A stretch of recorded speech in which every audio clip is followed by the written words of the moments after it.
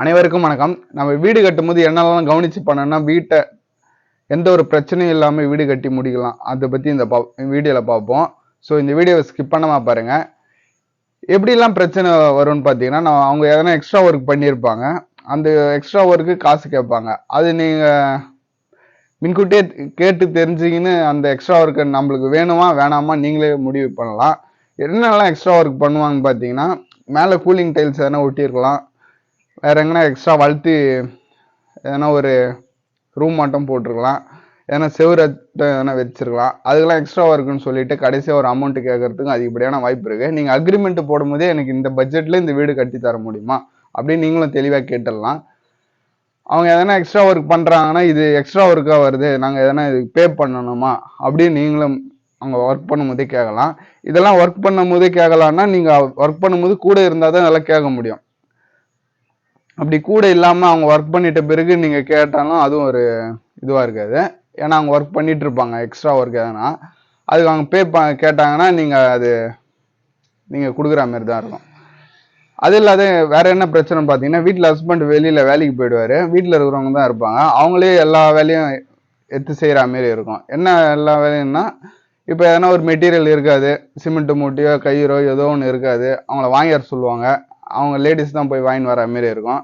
இது வந்து எதுக்கு சூட் ஆகும்னு பார்த்தீங்கன்னா, நீங்கள் மெட்டீரியல் கான்ட்ராக்ட் இல்லாமல் லேபர் கான்ட்ராக்ட் விட்டு இருந்தீங்கன்னா இந்த பிரச்சனைலாம் உருவாகிறதுக்கு அதிகப்படியான வாய்ப்பு இருக்கு. நீங்கள் மெட்டீரியல் கான்ட்ராக்டில் விட்டு இருந்தீங்கன்னா கண்டிப்பாக அவங்களே எல்லா வேலையும் பார்த்துருவாங்க. நீங்கள் தண்ணியோட உங்கள் இதுக்கு நீங்கள் விட்டா போதும், அது கூட அவங்களே கூட விட்டுருவாங்க. நீங்கள் மெட்டீரியல் கான்ட்ராக்டோட விட்டிங்கன்னா, நீங்கள் லேபர் கான்ட்ராக்டில் விட்டிங்கன்னா நீங்கள் தண்ணி கூட நீங்கள் தான் விட்டுற மாரி இருக்கும். இந்த மெட்டீரியல் கான்ட்ராக்ட் யாருக்கு செட் ஆகும்னு பார்த்தீங்கன்னா, 2 பேரும் வீட்டில் வேலைக்கு போகிறாங்கன்னா அவங்களாம் கண்டிப்பாக மெட்டீரியல் கான்ட்ராக்டோட விட்டுருங்க.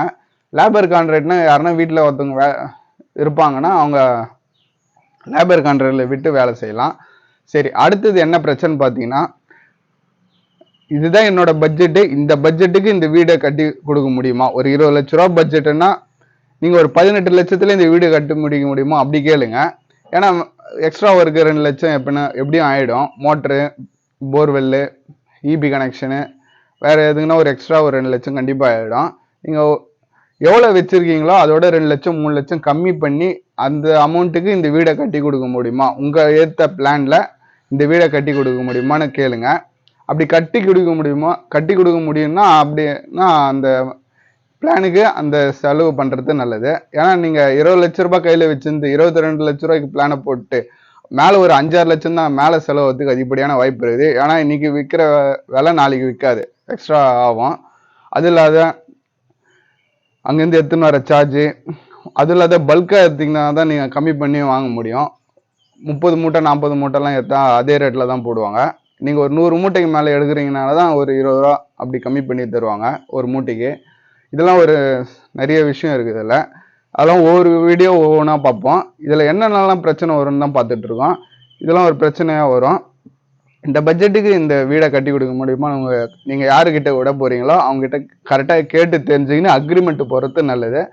சரி, அடுத்தது என்ன பிரச்சனைனா, இதுக்கு முன்னாடி பார்த்ததெல்லாம் கூட பரவாயில்ல, இப்போ தான் நம்ம ஒன்று கரெக்டாக பார்க்கணும். நீங்கள் யாருக்கிட்ட விட போகிறீங்க, மேஸ்திரி கிட்ட விட போகிறீங்களா இல்லை இன்ஜினியர் கிட்ட விட போகிறீங்களான்னு அப்படின்னு பாருங்கள். நீங்கள் யார்கிட்ட விட்டாலும் ஒரு உங்கள் ஏரியாவில் யார் நல்லா பண்ணுறாங்களோ அவங்ககிட்ட ஒரு 3 பேர்கிட்ட கொட்டேஷன் வாங்குங்க.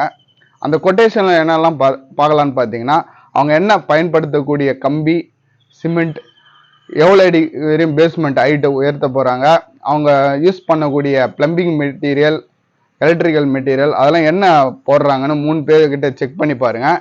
இதில் யார் வந்து ஒரு 3 பேரும் ஒரு 3 கொட்டேஷன் கொடுத்துருப்பாங்க. ரொம்ப கம்மியாக இருக்கிறவங்ககிட்டையும் நீங்கள் கொடுக்கக்கூடாது.